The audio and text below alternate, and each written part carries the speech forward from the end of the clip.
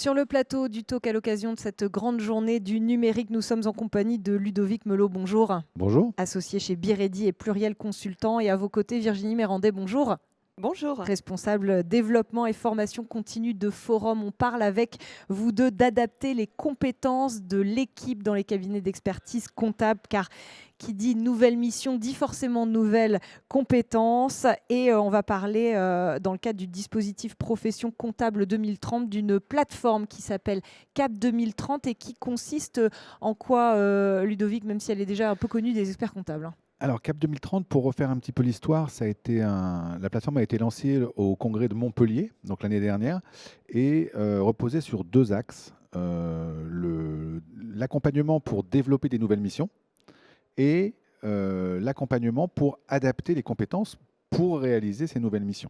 Et au congrès de Marseille, là, il y a quelques semaines, ça a été augmenté d'un troisième axe qui accompagne les cabinets pour la formalisation de leur projet de cabinet. Et donc c'est un outil collaboratif entre les cabinets et leurs collaborateurs pour pouvoir réfléchir ensemble à quel type de mission développer demain et naturellement par ricochet, quel type de compétences développer demain. Alors, je disais qu'elle était déjà bien connue des experts comptables. Comment elle fonctionne, cette plateforme, Virginie Mérandet? Alors, il y a un accès, donc déjà, elle est complètement gratuite pour l'ensemble des cabinets d'expertise comptable de toute la France.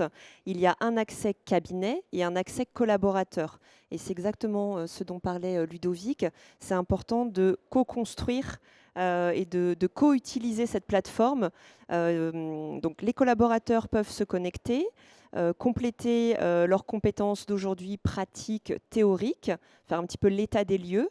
Le cabinet, lui, fait un état des lieux également de la répartition en fonction des types de missions que le cabinet a aujourd'hui.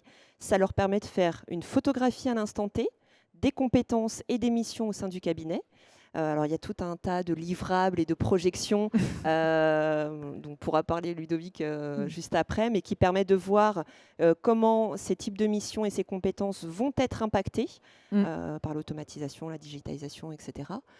Et ça permet de faire une vraie cartographie donc, des compétences d'aujourd'hui et surtout celles qui seront nécessaires demain. Oui, parce que tout ça, finalement, rentre dans ce qu'on appelle la GPEC, la gestion prévisionnelle d'évolution des compétences, qui est une question que doivent se poser maintenant les cabinets d'expertise comptable. Oui, c'est une question fondamentale. Aujourd'hui, les cabinets il n'y a plus trop de débat dans la profession. On sait qu'on va devoir développer de nouvelles missions.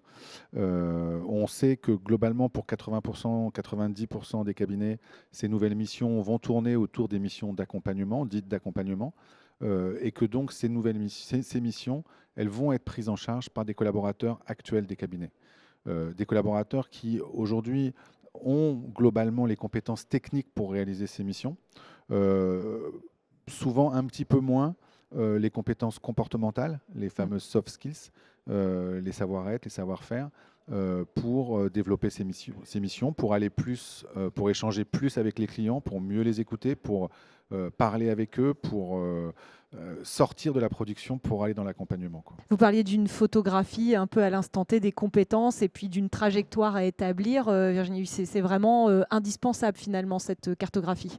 Exactement, parce que donc on prend conscience des compétences techniques et du potentiel également individuel, mais par type de mission de développement au sein du cabinet, déjà avec les collaborateurs qui sont déjà présents.